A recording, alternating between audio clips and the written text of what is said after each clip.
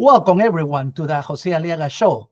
I am your host, Jose Aliaga, and today I have the honor and privilege to have my good friend, Marko, who is the president of North Oakland Republican Club, the largest club in the state of Michigan, maybe in the United States, and I'm based this in how many members the club has. Besides, Marko is well respected in the community, and a lot of Republicans, which we have somebody like Marko in Washington, but who knows? Anyways, hi, Matt. How are you? Hi, Jose. It's always a pleasure to be with you on things like this. We've got a long history of doing stuff like this together, and I've always enjoyed it. Thank you, Matt. And I want to thank you again for being my show and give me some of your time, because I know you are very busy doing a lot of preparation for NORC, meeting so many elected officials. And exactly. I understand that. Matt, I want to ask you many questions. And a lot of people are watching today that really want to know who is the people that already. Well, before you get into that, let me ask you something. So They just elected a pope who is American Peruvian. He was born in America and then emigrated to Peru, became a citizen there. And I'm wondering, is this somebody who you were aware of before? No, I didn't know. Quite frankly, when my sister called me and says, we have a Peruvian pope. And I thought that was a joke.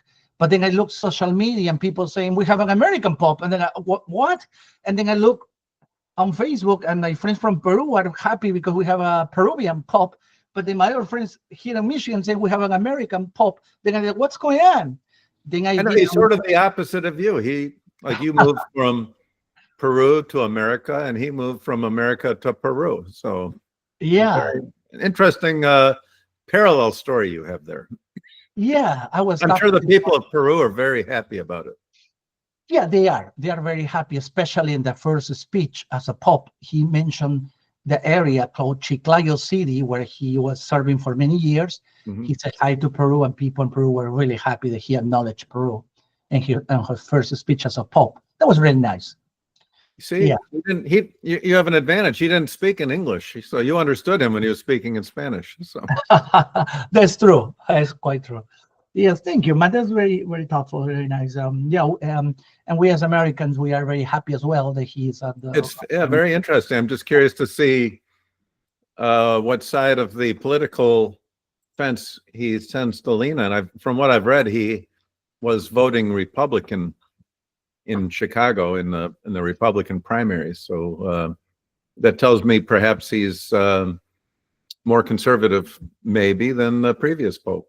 So yeah, we have to see. But yes, that's right. He is a Republican register, which is very nice. But he did say, and I was just reading this morning, he did say in I guess he tweets or posts on X every once in a while, he was critical of immigration policies, typical, I guess, of previous popes who believed more in free migration, open borders type thing, unless, of course, it's at the Vatican. Yes, of course, exactly, 100% sure, because they have walls there, they are not allow anyone there, right? But they don't want us to have that type of policies just for them. No, I understand, and it's very interesting how the world thinks and today's day. But anyways, Matt, I want to start asking you, who is the Republican nominees on this primary? I mean, it's coming up soon. Times fly. And when you say primary, you're talking about next year. Yeah, next year for governor. So next year, and of course, we're more than a year away from the primary. So this is the period of time when people who are still thinking about it, if they have a chance. And this is going to be a very interesting year next year in this election, because it's very unusual to not only have open seats for governor, attorney general, secretary of state, but also to have an open U.S. Senate seat. It's very rare.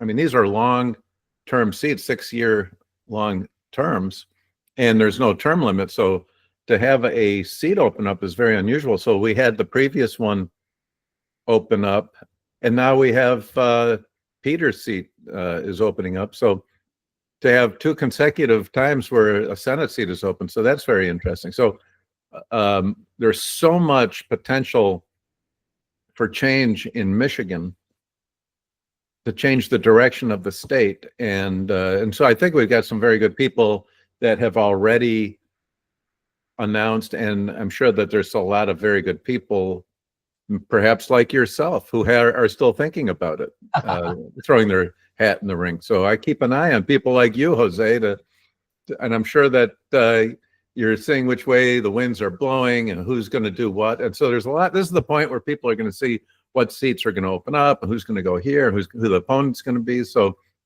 it's an interesting time period. So like you, I'm sort of watching to see who's going where. But as we know, in the gubernatorial race, there's already been several people who have come out and thrown their hat in the ring. Like, well, I think one of the most surprising ones to me, Jose, was John James, to give up a seat in the Congress for a very long shot for him to try to get the nomination to be governor. That's so.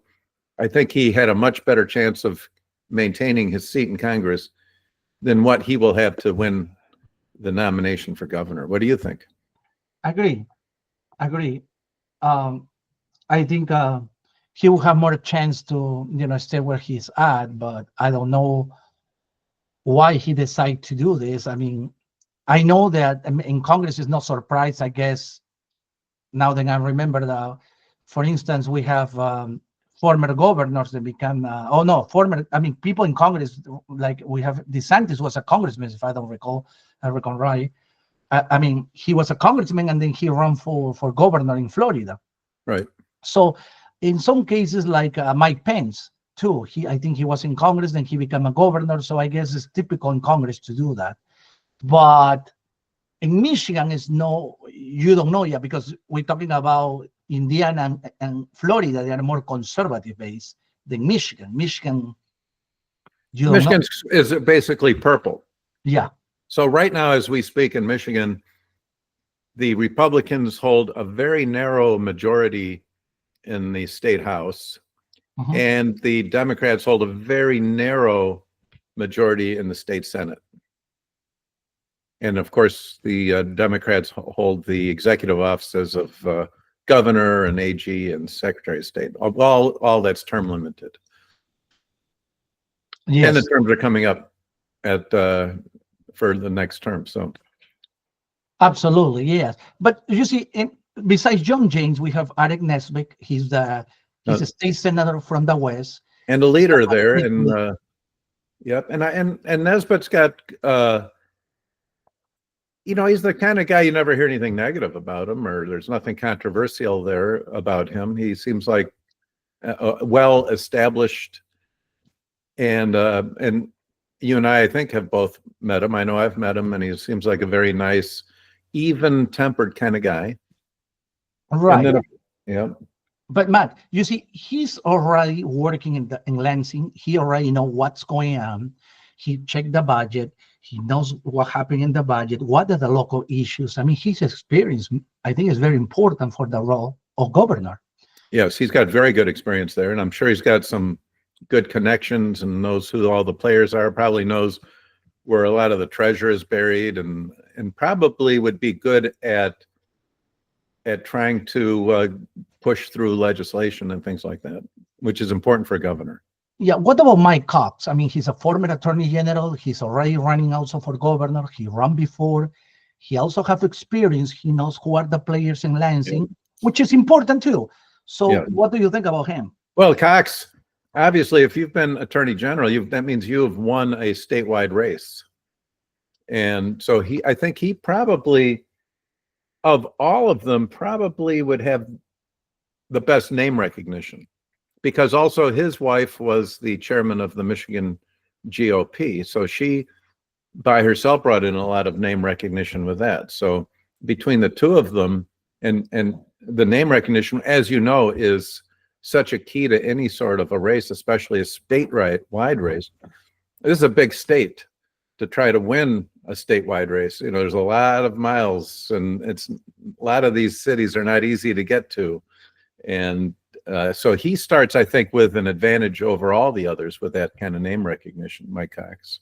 And it's good, being a lawyer, all that stuff is, I think, advantageous too. What about Kevin Rinke? You see, he ran before in the last primary. He was second. He's a business guy. He knows how to also run the budget. He's very successful businessman. He's not another businessman. He's successful businessman. Now, what do you think? He has some trait similarities with Rick Snyder. Do you think he have a chance? I think Kevin Rinke's got a very good chance. One advantage he's got is that he's got access to funding. I think funding his campaign will not be a problem for him. I've talked to him after the previous race he ran for governor. He told me that had he been the nominee, he knew of many different people or resources that were ready to provide a lot of funding to go into the general election. I think so. He's got a lot of access to that. I also like that he's a businessman. There's some very important things going on here where somebody with a good business background is going to be very important. And I can get into a little bit of that right now, not to diverge too far off of talking about the different candidates, but some of the issues are very critical in this coming election, and who we pick for governor and the other offices is going to be very important for the future of Michigan. And I think somebody like Rinke with a business background, that kind of thinking, makes me think more of a candidate like Donald Trump, came in with a business background, no political history or background like that. So I think from that standpoint, I think Rinke can be very compelling. And I think when he speaks to people, he gets down to a very base level of understanding. He's a very logical person, and he seems like a good listener. And well, we can go through the rest of the list here, and then we'll talk about some of the issues if you'd like and the importance of them. Mm-hmm. I've also heard a rumor that Tom Leonard may be thinking about it.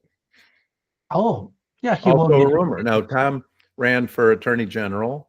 Again, as I said before, that's a statewide race, so that gave him some statewide name recognition. He's a lawyer.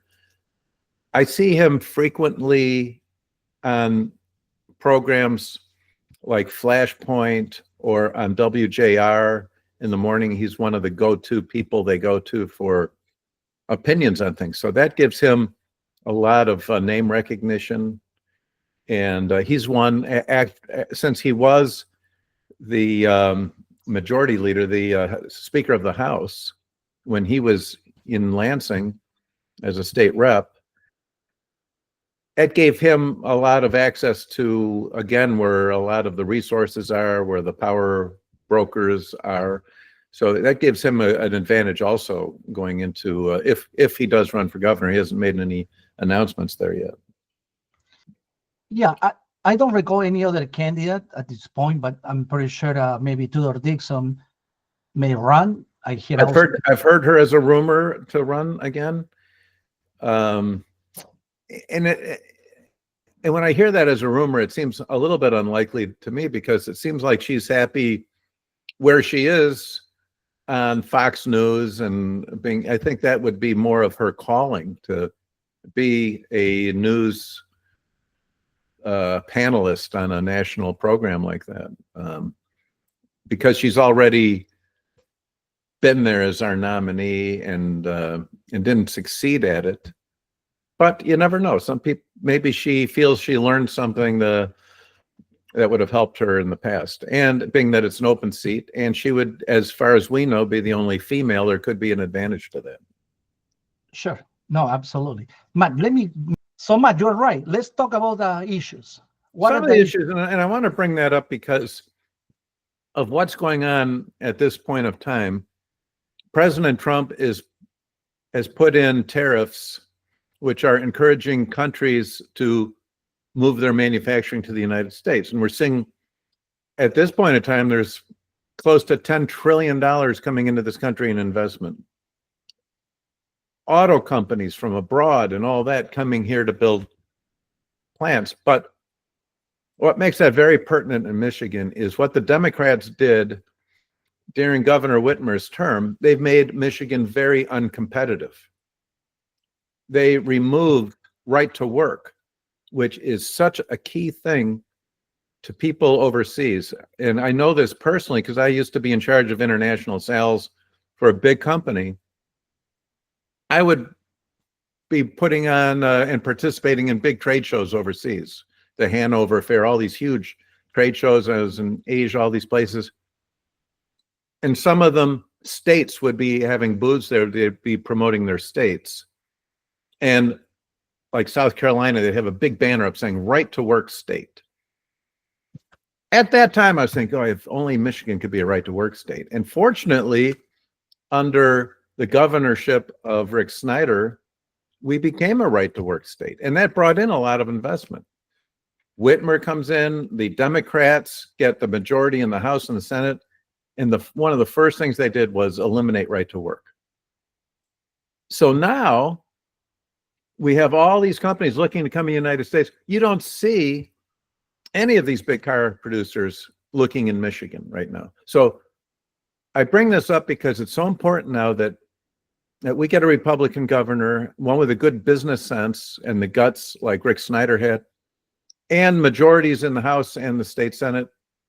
We can turn this back into a state that competes well against the other states, make us right to work, do away with this prevailing wage. Prevailing wage is another thing that the Democrats did, which basically takes out the bidding process if you're trying to get anything with state funding. So if you have lower costs and all that, you want to do it, they won't let you do that. You got to go to wherever the union wage is and start from that level. So prevailing wage makes us less competitive. And I'll tell you, they do their research overseas before they come here, and they see, oh, it's going to be much more costly to get the labor, get anything to build a plant here, and it's going to be good chance it's going to be unionized. So they're going to avoid Michigan. Another thing that's very critical that the Democrats did is they did things to make the cost of electricity much more expensive in Michigan and less reliable because they were pushing this green energy stuff. They passed a lot of legislation for it. And I was even asking some of the people, some of our legislators, why would the power companies like DTE not fight this? And why did they actually endorse it? And I was told, well, they sort of have a deal. If they were to support it, then when they came and looked for rate increases, the legislature would pass it. So it was sort of a quid pro quo type of thing. So as a result, the cost of electricity is much higher in Michigan. And now you see they're even again asking for more rate increases. They just recently came in, they want another 11% rate increase. And I'll tell you, when a company is looking to build a plant in a state, they look at what it's going to cost to produce their product. And if the cost of electricity is more, the cost of labor is more, there's going to be unions, the regulations, they're going to go elsewhere. Like BMW went to South Carolina. If we had right to work, if we had smart governance, they would have been here in Michigan. So it's so critical, Jose, who we elect next year to be our governor. And in our legislature, we can do these things. We can turn things around in Michigan. But right now, we have a toxic work environment. Thank you to what the Democrats have done to Michigan. Yeah, it's terrible. So we have so many issues, and we need a governor that understand those issues, and not just understand, but be able to work with the state legislature to make those changes. Right. So that's why we not only need a Republican governor, but we need to give him or her the legislature that can push through these, get done what needs to be done. And it has to be done quickly because of these tariffs. Right now, companies are going through their selection process. Where are they going to put their plants and stuff?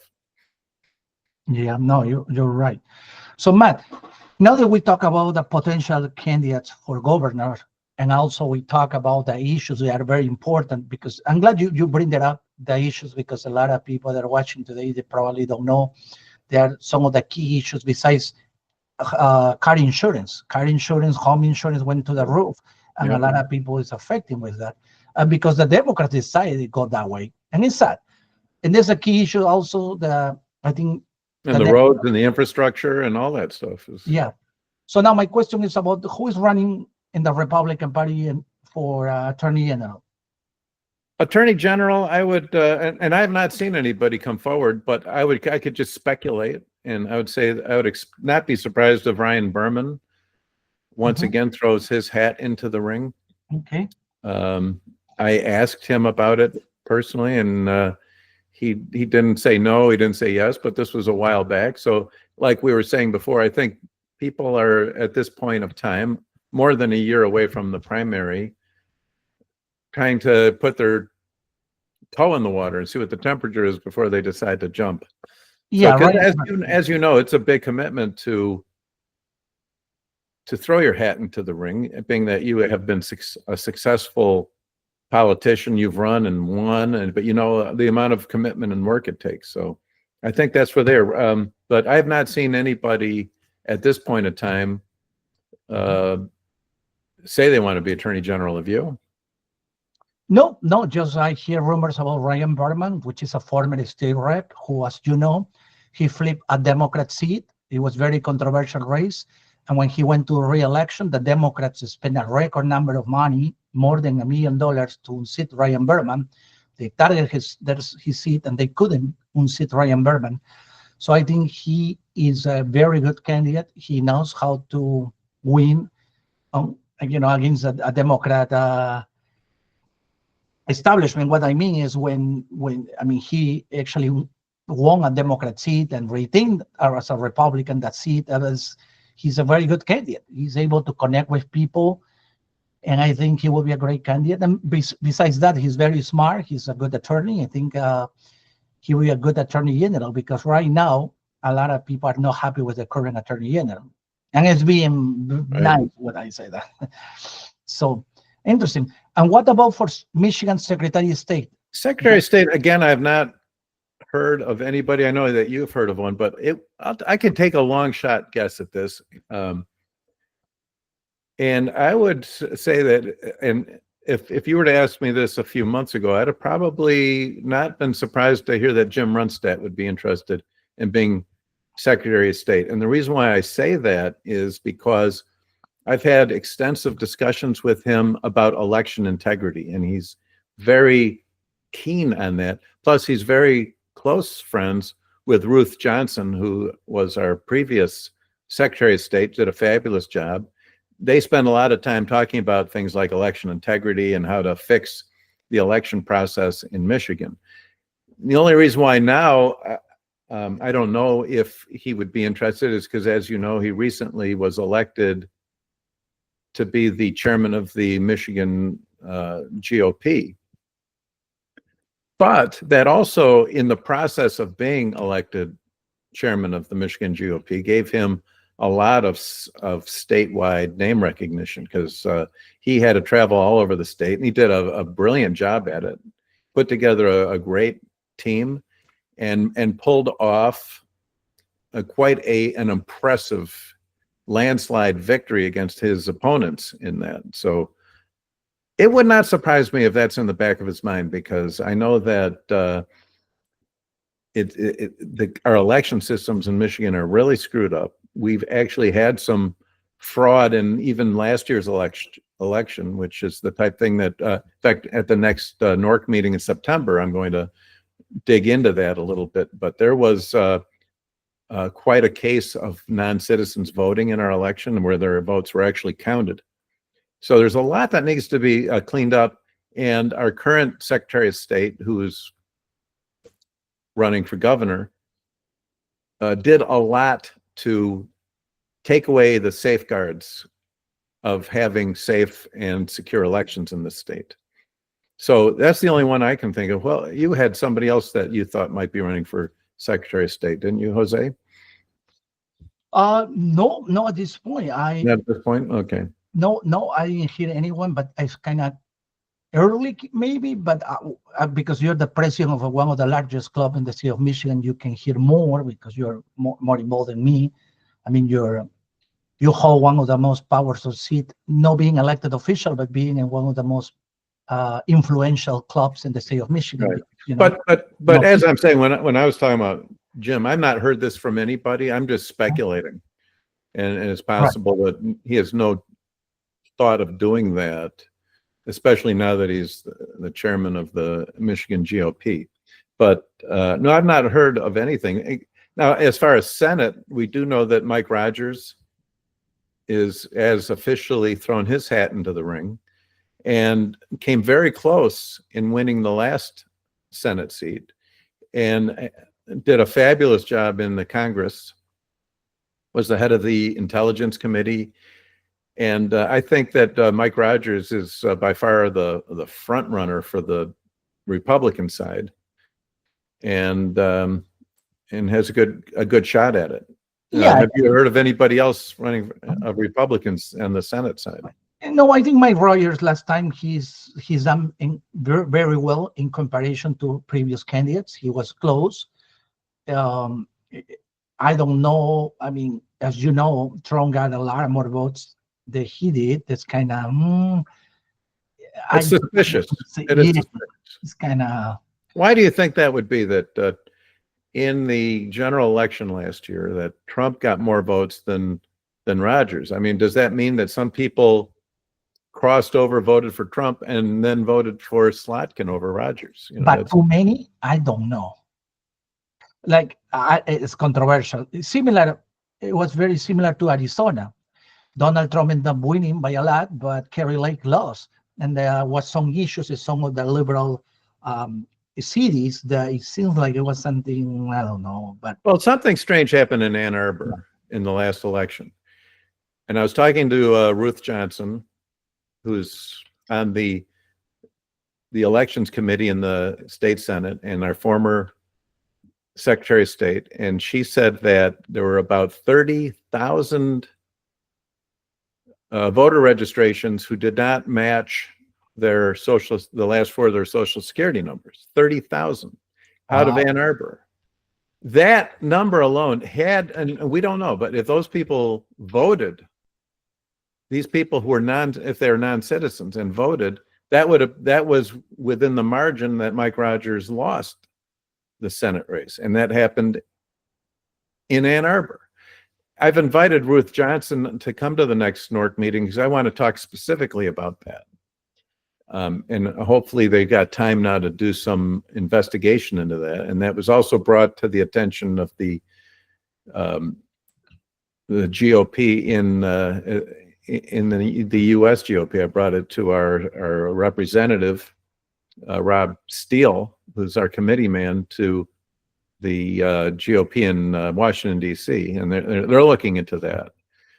If that's the case, that would explain somewhat why Slotkin won over Rogers in the last election. And if we can get that fixed somehow or another, that might make for a better election. And there is a petition going around, or will be going around, I think right around now is when it's going to start going, that's going to put a referendum on the ballot in Michigan that will require proof of citizenship to register to vote in Michigan. And if you look at, I've got a video on that. If you go to the NORC website, you'll be able to follow to our YouTube link. Our website is NORC 4, the number 4, MI for Michigan.com, NORC4Michigan.com. And you'll see, go to our YouTube channel and you'll see I've got information on that referendum, that petition drive, and there's it'll even tell you what website you can go to support that petition drive. We need to get that on the ballot, even though it's in our Constitution that you have to be a U.S. citizen to vote. It's not the law that you have to be a U.S. citizen to register to vote. And then I just heard from, and you'll see that I just posted another video regarding that there's a law going into effect at the end of June that is going to automatically register non-citizens to vote in Michigan if they've got a driver's license or something like that. So there's a lot of things that can upset the validity of our elections and cause anomalies like you're talking about. Why somebody like Rogers wouldn't get the same number of votes as Trump did in a general election. So there's a lot of strange anomalies that we need to get ironed out, Jose. In fair elections is the key to all of this. I agree 100%. And I don't have any problem. I mean, I think that in any country, just the citizens should vote, you know. And I think it's something that I hear around in the communities that part of the Democrat idea is bring a lot of illegal immigrants, and in some of the liberal states allow them to vote. And I don't think so that's legal. I don't think so that's fair. And I think it's unconstitutional. I 100% agree with you. Yeah, and this is not conspiracy theory stuff. There was actually a Chinese national in Ann Arbor who voted. He's a non-citizen, left, and then he came back and self-reported that he did this. If he had not come back and self-reported, we would have never known about it. And he said that the reason why he came and voted is because he was being recruited to vote. People off the street in Ann Arbor at University of Michigan telling him to vote, and he thought, oh, okay, it's okay to vote. And then he went and voted, and then he came back. And because he came, even though what he did was illegal, because he self-reported and did that, he didn't get arrested or anything like that. But it is illegal, and it's got to be clear. But it's not a conspiracy theory. This is a person actually admitted it. And then the clerk in the area said, there's no way we can nullify his vote. It's in the system. We can't, it's gone now. So his vote actually counted. How many others did? And we know that about 30,000 registrants didn't match the Social Security number. So there's a lot of strange things going on. And unfortunately, Benson, our Secretary of State, has taken away a lot of these safeguards and is almost encouraging things like that to happen in Michigan. So there's a lot of work to be done. Unfortunately, do we have time to get this done? You know, can we get that referendum through and passed? And the thing is, that still wouldn't be the law in time for the next election, because that would be a referendum on the ballot in the next election. Yes, no, I agree. And I think that will be very good if we have in the referendum it get approved as soon as possible, because in the next election we give more security that, you know, just yeah, but unfortunately this will be the way it would only affect the election after that. Oh, yeah. So we've got a lot of work to do here in Michigan. Unfortunately, we've for a long time have had a very bad government that has created a uncompetitive work environment, and it's chased away a lot. And so there's a lot of work we have to do here in Michigan to make it competitive. There's so much potential here in Michigan. It's just a shame what bad government can do to ruin it. And on the flip side of that, if you look at our surrounding states, look at Ohio, for example. Vivek Ramaswamy is running for governor in Ohio, and he definitely has very good ideas on how to make Ohio much more competitive, and which will be very hard on Michigan if he does it. He's talking about eliminating the income tax in Ohio if he becomes governor.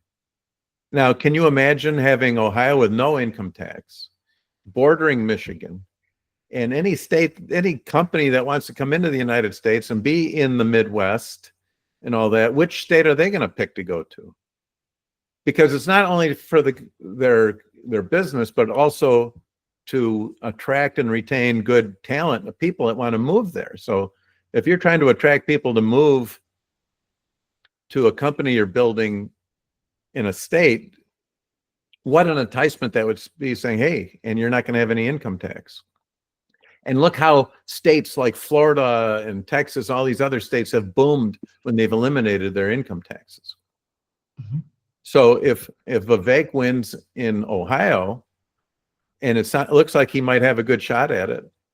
And that's going to border Michigan. It is imperative that we get a strong, smart, business-minded governor and legislature in Michigan, because we're going to have to be competing against a very strong competitive state that will be Ohio if that happens. Absolutely. No, you're right about that. And those are the states that are doing really well right now, but most of it are in the South, like Right. Florida and Texas. So, Right. yeah, absolutely. I mean, most of the businesses are in Texas and Florida, and those states are doing really well. You know, President Trump talks about the golden age, and it is happening with, as I said, there's almost 10 trillion at this point in time in new investment coming in. You hear about the investment being pledged to come in. Over the years to come is when that money really starts taking effect, when they're building these plants and stuff like that. We can't miss the boat in Michigan, but we're very likely right now on the path to miss that boat. And we've got to act fast, Jose. We do.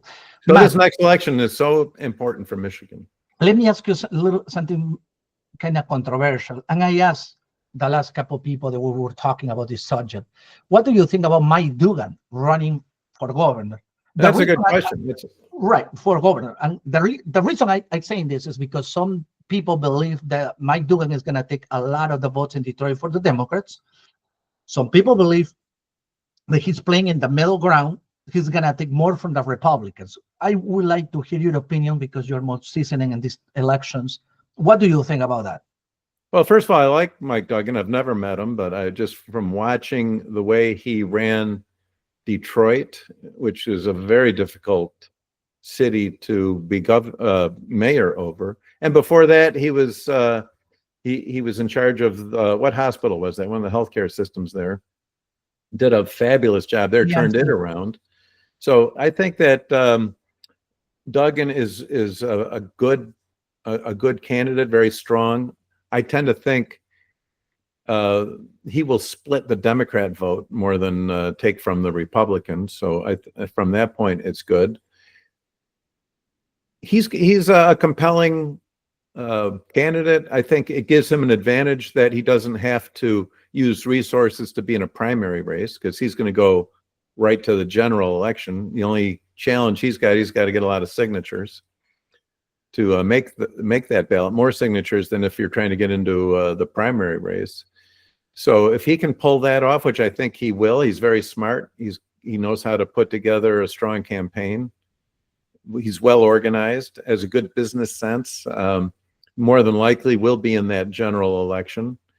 And but again, I think that will help the Republican more than and hurt the Democrat on this one. But he's definitely a good choice. And I, from what I've seen of him, I like him. I like when you watch the way he ran his State of the City address, for example, the way he would share all the credit for different things to different individuals shows that he knows how to read a room and manage his people and get support behind him. So he's very smart at that.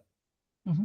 And last question, Matt, do you think is who are the candidates for the Democrat Party right now, or who is the front runner in the Democrat Party for the primary? Well, for the governor right now, you've got the I would say it's Benson. She's the front runner, and I would say that's why Duggan decided to run as an independent, because Benson is being anointed by the Democrat Party to be their front runner in the gubernatorial, and probably Duggan thought, I can't get around that, because you know how the Democrats like to front load things and pick their candidates, almost subverting the democratic process, which is the irony of the whole thing, which really bit them hard in the presidential race last, when they just anointed first Biden and then Harris. They didn't go through a strong primary system. They're going to try to pull off something like that here. And so definitely Duggan is going to subvert that by not running as a Democrat, and that will give him a much better chance. And as a result, Democrats again will have hurt themselves by doing what they do. Absolutely. Matt, thank you so much for your time. And I learned myself a lot today. And I'm pretty sure that everybody that's watching the show is going to learn a lot about the candidates, the issues. They are very important. And probably this is going to help a lot to have a conclusion about who is the right candidate in the Republican side.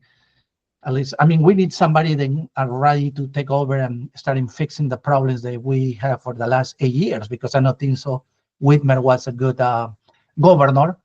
I mean, the economy is not that well. Things are not doing well in Michigan. I mean, thanks to Donald Trump, the gas prices went down, but the governor have a lot of influence in our local economy, and I think we need somebody strong. And hopefully we can take back the Senate too, because the Senate is in the Democrat control, and we need a good And just by one seat, I think. yeah. So hopefully we can take the seat back and we can make the reforms, the change, the positive change. Because when I say change, sometimes change are sometimes negative. We need a positive change.